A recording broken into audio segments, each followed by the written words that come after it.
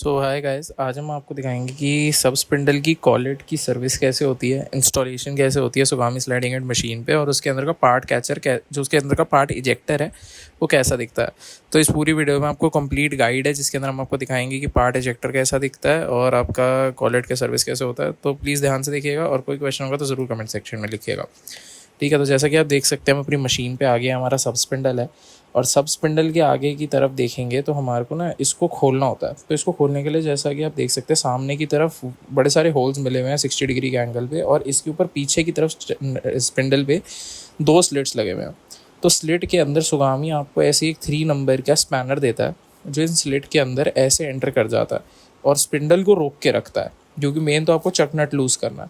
तो ऐसे इंसर्ट हो जाता है। फिर आपको सुगामी के मशीन के साथ ही बड़े सारे टूल्स आते हैं, उसमें एक और टूल अवेलेबल होता है जो होता है ऐसे यू शेप का क्लैंप।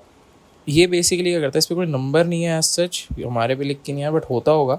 तो इसके अंदर की जो वर्टिकल पिन्स है ना, ये उस होल में इंसर्ट हो जाती हैं ऐसे, मतलब वर्टिकली ऑपोजिट उसके लग जाती है चकनट में, ताकि चकनट को लूज़ करना आसान हो। अब अगर हम इसको चकनट को दिखाएं तो इसके अंदर आपको दिखेगा कि यहाँ पर ओपन की डायरेक्शन लिखी हुई है, मतलब मेरे ऑपोजिट तरफ अगर घूमेगा चकनट तो वो ओपन होगा। जैसा कि आप देख सकते हैं ओपन विद एन एरो, इसके ऊपर आपकी पूरी डिटेल्स मिल जाती है कि कौन सा नंबर है, कौन से नंबर की कॉर्डेट लगेगी और वो। ठीक है, तो हमने अब इसको जर्क मार के खोल लिया है। तो अभी आप जैसे देख सकते हैं तो ये हाथ से हल्का मूव नहीं हो रहा। अब ये हल्का हाथ से हो रहा है क्योंकि विद टाइम जब मशीन कंटिन्यूस रनिंग पे होती है तो ये चकनट काफ़ी स्ट्रॉन्ग होल्डिंग पे रहता है। जैसे कि आप देख सकते हैं हमने पहले उस एलन की से खोला था, अब हम इसको हाथ से हमने नट को हटा लिया है। तो नट को देखेंगे तो ये हमारा काफ़ी क्लीन है क्योंकि हमने इसको लास्ट वीक ही सर्विस करा था। ठीक है, तो इसके अंदर आपको मिलेगी ये क्वालिटी ऐसी ही पुल हो जाती है। इसके अंदर कोई थ्रेडेड नहीं है, कोई क्लैंपिंग सिस्टम नहीं है, ये बस टेपर है और सिंपल कॉलेट है। इसका वैसे नंबर जो होता है, इसका कॉलेट नंबर इंपॉर्टेंट है, आपको SF15/64 मिल जाएगा। ये कॉलेट नंबर होता है जैसा कि आप देख सकते हैं, और ये हमारी 3.5 की कॉलेट है। तो इसको अगर आप कहीं पे भी बताएंगे तो आपको आइडिया लग जाएगा कि ये कौन सी कंपनी की कॉलेट है, क्या साइज़ की कॉलेट है, एंड आपको मिल जाएगी। ठीक है, अब इसके अंदर आप देखेंगे तो एक पार्ट इजेक्टर होता है, बड़ी ब्लैक कलर की रिबन दिख रही है, वो बेसिकली आगे पीछे मूव करती है जब आपको सब स्पिंडल से पार्ट को इजेक्ट करना होता है। तो अब हम आपको उसको दिखाएंगे कि वो इजेक्टर काम कैसे करता है।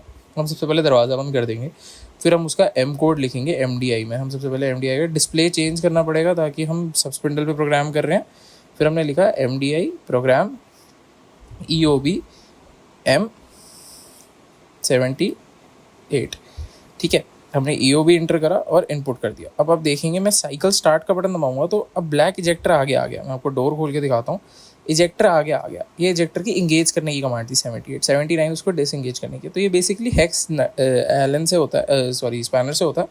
आप इसके अंदर 10 to 12 का कोई भी स्पैनर अपने हिसाब से लगा सकते हैं, जो सा आपकी मशीन के साथ सूटेबल लग रहा है। और इसको उस तरफ घुमाएंगे तो लूज़ होगा, अपनी तरफ घुमाएंगे तो टाइट होगा, जैसे नॉर्मल एक नट होता है। ये कस्टमली लोग अपने पास बना लेते हैं डिपेंडिंग अपॉन उनका सब स्पिंडल में कितना जाके पीस क्लैंप होना, तो हर किसी का अलग होता है। फिर अब हम क्या करेंगे, हम MDI में जाके M79 लिख देंगे ताकि ये पीछे वापस हो जाए, EOB इंसर्ट, और हमने इसको इनपुट कर दिया।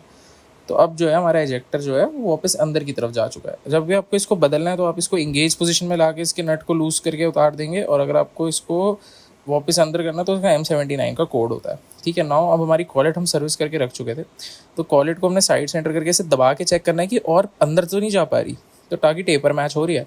फिर अब आपको क्या करना है, अपने चकनट को इसके ऊपर सामने से लगाना है और चकनट को टाइट करना है। हाथ, मतलब इस पॉइंट पे काफ़ी ज़्यादा ऑयल होता है, और जब एक बार ये क्लैंपिंग में आ जाता है तो आप इसको हाथ से टाइट नहीं कर पाते। तो आपको इसके अंदर क्या करना है, अपने इसके अंदर अपना स्पैनर लगाना है, स्पैनर के बाद अपना हाथ से इसको रोटेट करना है ताकि आपका जो पीस है, नट जो है वो जितना डिसेंट अमाउंट तक टाइट हो। इसको कभी भी फुल टाइट नहीं करना होता, क्योंकि फुल टाइट के अंदर क्या होता है, कॉलेट है, मैकेनिकल लोड पे है, वो अपने आप जो साइज़ है उसको पकड़ने से हमारी 3.5 की, अगर मैंने ज़्यादा फुल टाइट कर दिया तो मेरी कॉलेट बहुत ज़्यादा टाइट पोजीशन पे आके पकड़ लेगी पीस को। मतलब वो 3.5 की कॉलेट 3.5 का भी पीस नहीं पकड़ पाएगी डी क्लैम्प पोजीशन में। तो क्योंकि इसमें जो बेसिकली इसका वर्किंग हो गया, पहले हाथ से टाइट करेंगे, फिर एक मास्टर पीस बनाएंगे। प्रेफर्ड भी हम प्रेफर करते हैं ड्रिल डाल दीजिए। तो जैसे हमारी 3.5 की, तो हमने 3.5 का ड्रिल डाल के देखा क्या वो एंटर कर रहा है आराम से। अगर नहीं कर रहा तो नट को हल्का लूज़ करेंगे। तो ये सेटिंग होती है, ये आपको विद टाइम इसके साथ प्लेस सेट करनी है। इसको हाथ से टाइट करने के बाद आप इसको अपनी ज़रूर नहीं, आपको की से टाइट करना है, क्योंकि हाथ से डिसेंट अमाउंट टाइट हो चुका है। तो अगर मैं इसमें 3.5 का नट ड्रिल डालूंगा और 3.5 का अगर ड्रिल नहीं जा रहा होगा तो मुझे इसे उल्टा लूज़ ही करना होगा। और ये बड़ा कंसर्न रहता है कि मैं लूज पोजीशन में इसको छोड़ रहा हूँ तो फिर क्या मेरा नट कभी रनिंग मशीन में निकल सकता है। इस ऐसे नहीं होता, क्योंकि हमारा जितना भी सब स्पिंडल पे काम होता है वो M04 में होता है, 104 में होता है। तो स्पिंडल हमेशा काउंटर क्लॉकवाइज घूम रहा है, और काउंटर क्लॉकवाइज घूम रहा है तो नट हमेशा क्लॉकवाइज घूम रहा है उसके अगेंस्ट। तो नट का मोमेंटम उसको कैंसिल करके नट को सीज करता जाता है। और सबसे बड़ी बात क्या है कि जब क्लैम्प पोजीशन है तो उस पर लोड है, तो इससे आपका नट कभी ओपन नहीं होगा। तो ये था हमारा पूरा डिटेल्ड वीडियो, जिसके अंदर हमने आपको दिखाया कि आप कैसे सब स्पिंडल को वो कर सकते हैं, कॉलेट को सर्विस और रिप्लेस कर सकते हैं। होपफुली आपको ये इन्फॉर्मेटिव लगा। Thanks a lot for watching guys. अगर और भी कोई क्वेश्चन कंसर्न्स हैं तो उनको कमेंट्स में लिखिए, हम ज़रूर उनको कैटर करेंगे। और हमारे यूट्यूब चैनल को ज़रूर सब्सक्राइब कीजिए। Thanks a lot.